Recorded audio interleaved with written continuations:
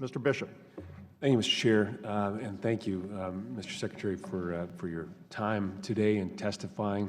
I wanted to build, if I could, on my colleague from Georgia's question about the intent of the law.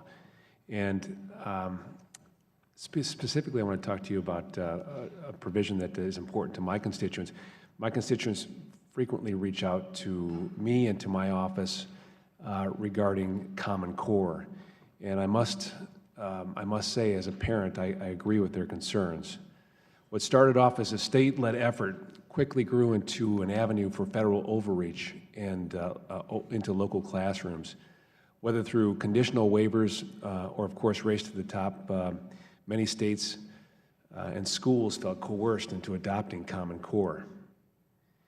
One superintendent, Todd Gazda of Ludlow, Massachusetts, was cited in the New York Times describing the government's intrusion as it was almost like extortion. If you want money, you have to do things the way we want.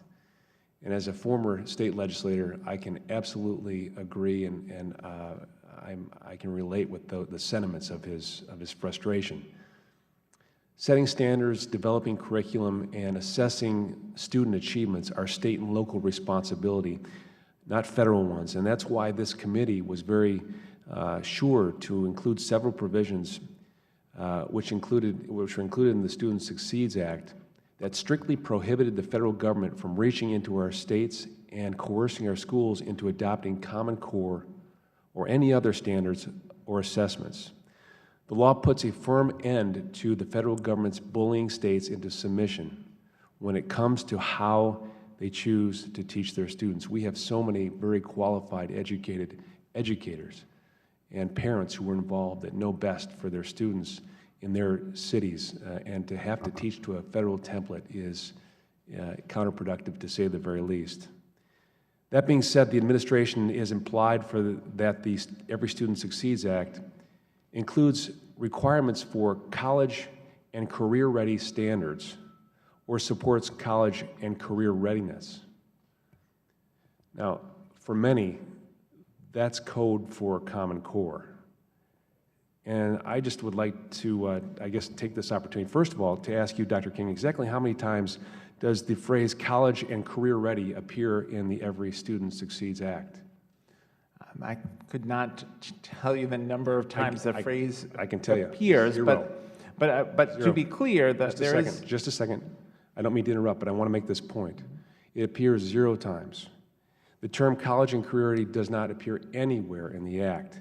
Yet the administration is sending a message that directly contradicts our intent to prohibit the federal involvement in setting standards or assessments. On that point, do you know how many provisions in this law explicitly prohibit the federal government from dictating to states that what kind of academic standards they can or cannot adopt? We are very clear and have always supported the principle that standards should be state-developed, state-adopted. Okay. Well, good. This is helping me then. But 4 times it specifically prohibits the federal government.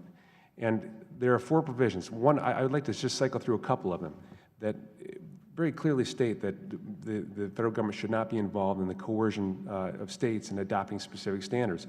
Section 8527 specifically says, no funds provided to the department under the Act may be used by the department, whether through grant, contract, or cooperative agreement, to endorse, approve, develop, require, or sanction any curriculum, including any curriculum aligned to Common Core standards developed under Common Core State Standards Initiative or any other academic standards common to a significant number of states.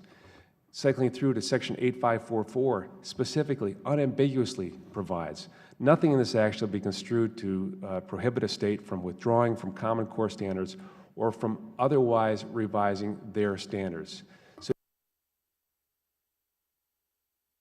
in Michigan introduced a bill to get rid of Common Core in the state of Michigan in reaction to this law. I just hope that you will assure this committee, based on your initial response here, that the Department of Education will respect the clear letter of the law and ensure that federal assessments doesn't force, coerce, or otherwise impose state-specific standards to set academic standards.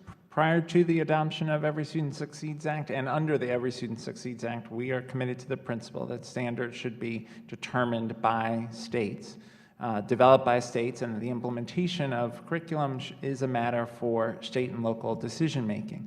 That said, it is important that Every Student Succeeds Act sets the goal that states will have high standards that move towards students graduating from high school ready for success in college and careers, ready to take credit-bearing coursework when they get to college after completing their high school The gentleman's diploma. time has